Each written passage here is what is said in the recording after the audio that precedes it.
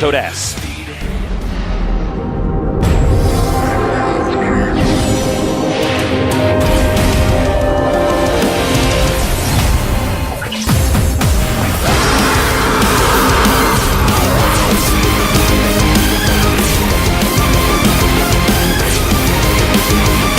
You gotta remind me to find the name of that song. Yeah, I know it's on the website, but I think that might be our sickest one. It's on the website? Yeah, somebody linked it to me, actually. I didn't know. At the bottom center starting location in the red, we have our player down one game. He needs to come back. He is MVP King.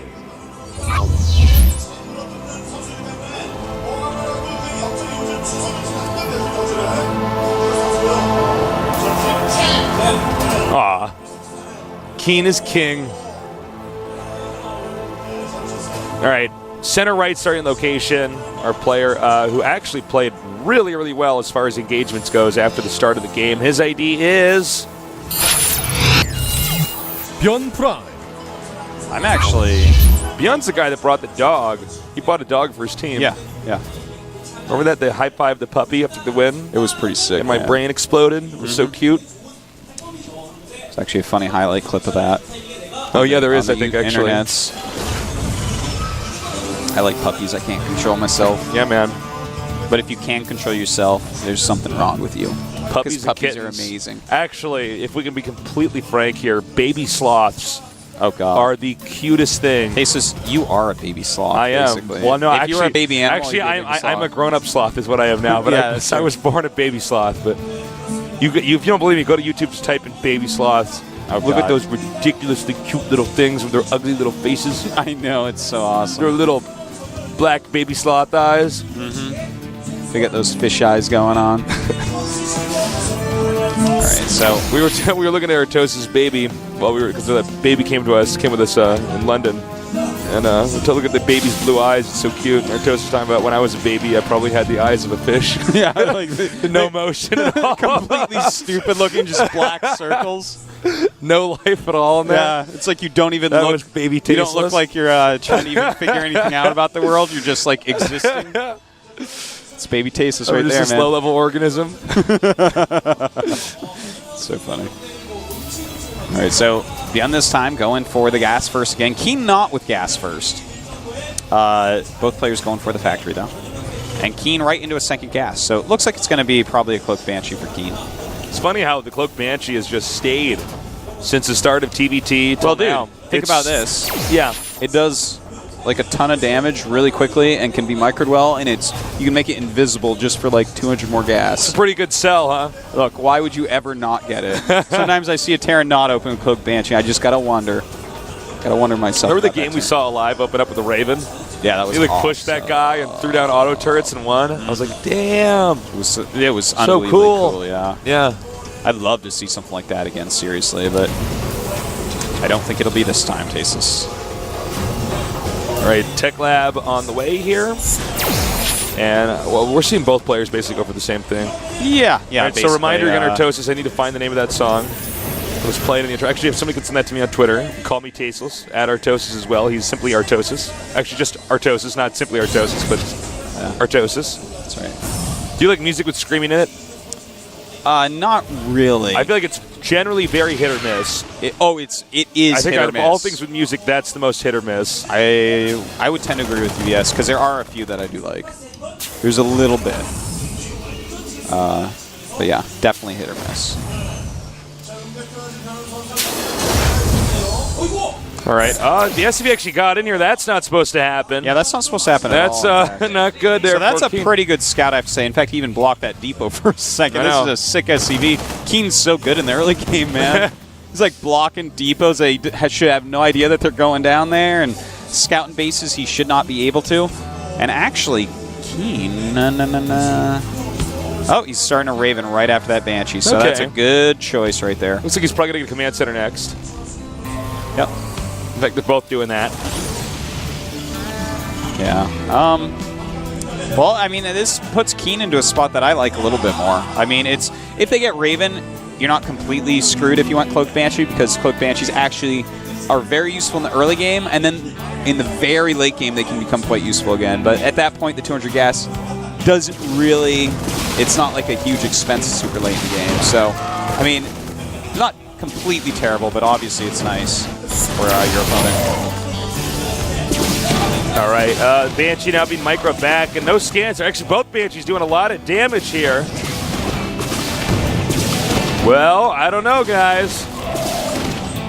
Well, so far the SCV kills aren't too high for either player. Well, it's getting pretty high over here for the Banshee of Keen. Now, there's a Raven out, but that doesn't mean the Banshee can't still kite the Marines. And wow, look at that. Oh, a lot of kills on it, but it's killed, well, it's actually killed 9 SCVs at this point, 10 now. Actually, Double he does this Banshee. right. Oh, no, he won't. Okay, that's too bad. They were too low health. Is he going to get it? And he gets it. Okay, so 14 SCVs killed there by Keen, 4 killed by Byun. So Byun, once again, very far behind in the early game. But we've seen Byun play pretty well like in the previous game, so who knows what'll happen. Yeah, that's a lot of SCVs for so early in the game, so I'm like, Keen is getting himself in such nice positions. All right, Banshee now moving down here for Byun.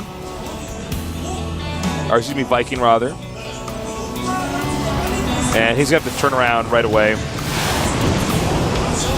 Well, it looks like we're going to now have them both transition, into the expansion phase of this TDT. Oh, nice save. Now we're going to see the jump up and down, most likely. Yeah. Jump up, jump down, jump up. Oh, see, that's how long that animation takes. That's he's like, so damn it, he's funny. going to have to fly over there and catch up. That was fly actually faster and then try to land on him again. You know what? That's actually really funny because the walk speed, let's see, 2.25. Oh, wow.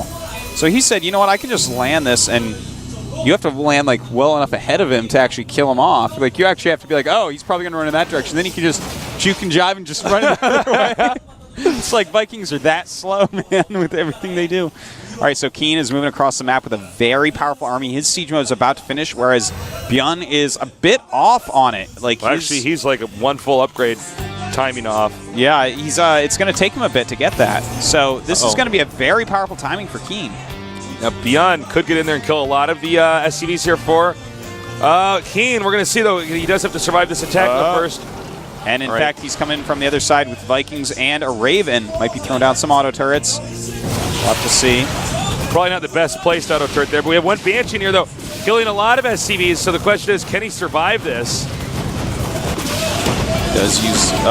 well, there's actually a ton of stuff going on right now. Yeah, that's that actually Cloak hard to Banshee follow. doing a lot of damage, but Keen's attack can do a lot as well here. 4 tanks sieged in that arc. How many workers have been killed now?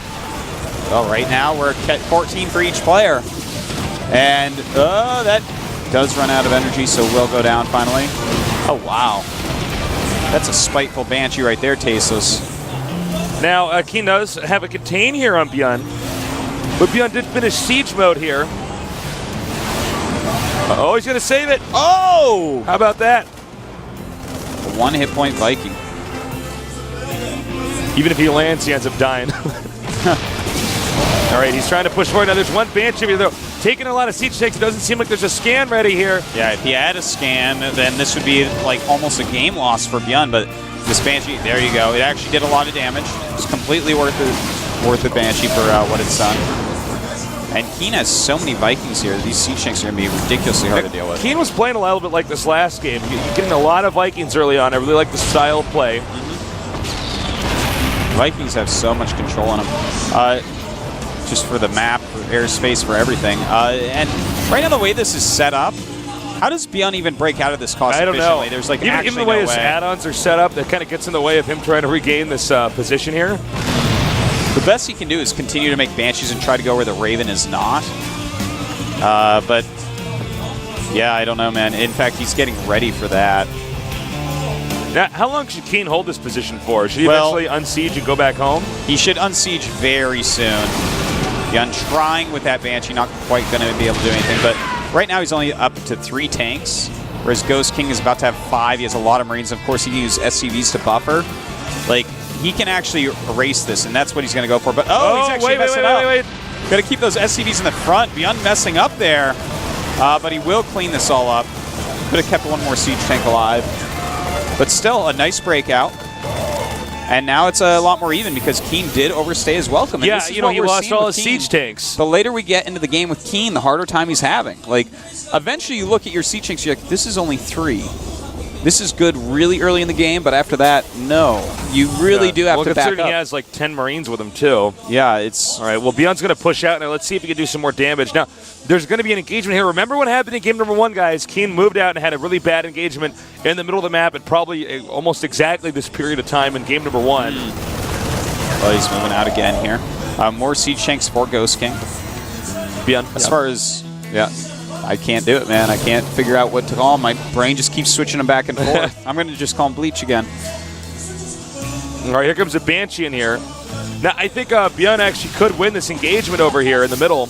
All right, now he scans. The Banshee's running, though. Oh, wow. Really nice. Over here now. In the meantime, look at this.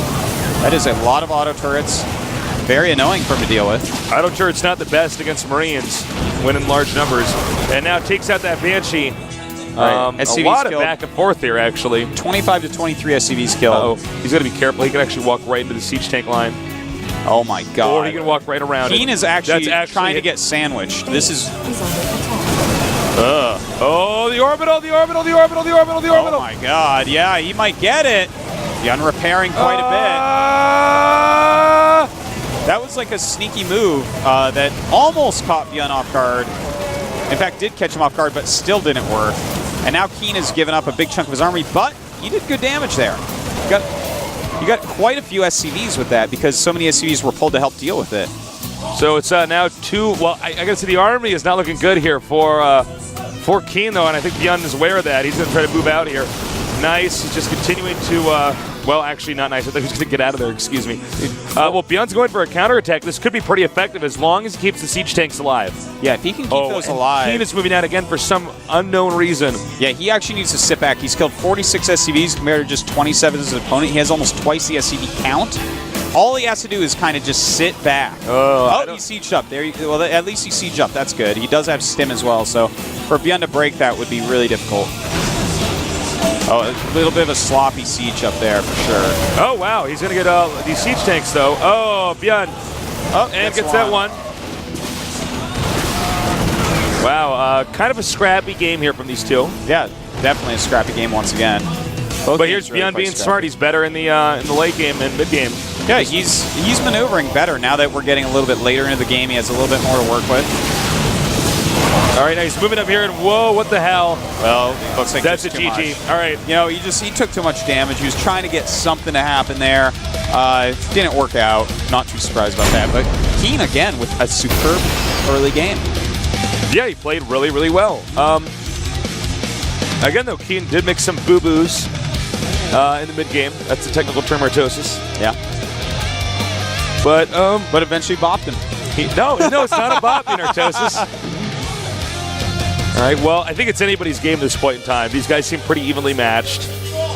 You know, sometimes awesome StarCraft 2 games are not the games where everybody plays perfectly. Well, you know what? You know, it's actually, I mean, like the PvP we saw earlier, that was like, it's about as perfect as you can get for PvPs. Yeah. But this game, it's been a lot of back and forth, some mistakes here and there, some bad, micro battles, some bad calls as far as when to move out, but it's still been pretty interesting. Very true. And one thing I do want to point out is that in scrappy situations, what makes a situation scrappy is that both of you are taking like certain amounts of damage, and when both players are taking like certain amounts of damage, it's really hard to gauge, okay, exactly how much damage I do there, exactly how many SCVs I kill, how many should he have now, did he get supply capped, what's his production like, all these different things that contribute to the scrappy game makes it actually really... It always looks sloppy, and there's always going to be more mistakes in a scrappy game. That's why, for instance, in a base trade scenario at the end where it's like both players aren't mining, that's where we see like infinity mistakes that the caster, the observer, can point out. But like in the game, there's no way it's so hard to play a scrappy situation. Even, you get a base trade. How much money does he have? Exactly. That changes everything. Yeah. Do I kill SCVs or do I kill... if I know that he only has 200 minerals, I want to try to kill every single orbital. Yeah. Because then he is... stuck in at least one way. By the way, I think Keen is going to the restroom, so when he gets back, we're going to get this game going. But yeah, basically, please go on, that's like one example that we see a lot of scrappy games in base trade type scenarios. That turns into a scrappy game. And then sometimes we see a game like that where it's like constant attacks and really weird situations happening where they both have Banshees in their bases and everything's really sloppy. Both of them are trying to gauge what's happening, so they have to kind of push each other. Then they lose extra units. And, yeah, there's mistakes, but it's so hard to figure that part out. That series, the series that we've casted so far has been one of these games where nothing is going to plan. Yeah. I mean, you have some games where, we see this sometimes like in TVZ where there's no engagements early on. Everything up until like the 12-minute marker is been mapped out. Neither player engaged each other. They're building up. Okay, he's taking his second. I'm going to take my third. But that TVT, or these two TVTs that we saw, tons of back and forth and skirmishes and stuff like that, which can be pretty tough to deal with. I think Keen should be back soon. Yeah, he should be. I thought I saw him walk by me on my left. I'm not entirely sure. Yeah, I think so, because he just joined the game. So, Tasteless Senses, once again. Right, I don't know Artosis, I'm sorry. It's Tasteless Sense. Tasteless Sense, Look at Star Sense. All right. Game number 3, Keen against Byun. And we're going to do this on Entombed Valley. Any predictions, Artosis? Well, I like Byun for this, man. Like, this is a map that's going to be a little bit easier to defend and get into a longer game. And I feel like the longer game, Byun looks better. The shorter game, Keen looks better. So I think it's going to be easier for Byun to get into that situation. All right, guys, it's time for game number 3 here in this TBT, Byun against Keen. After we intro the map, be sure to look at the zoomed-out screen so you can see the screaming alien face that is in the center of Entombed Valley here at the GSL Code S.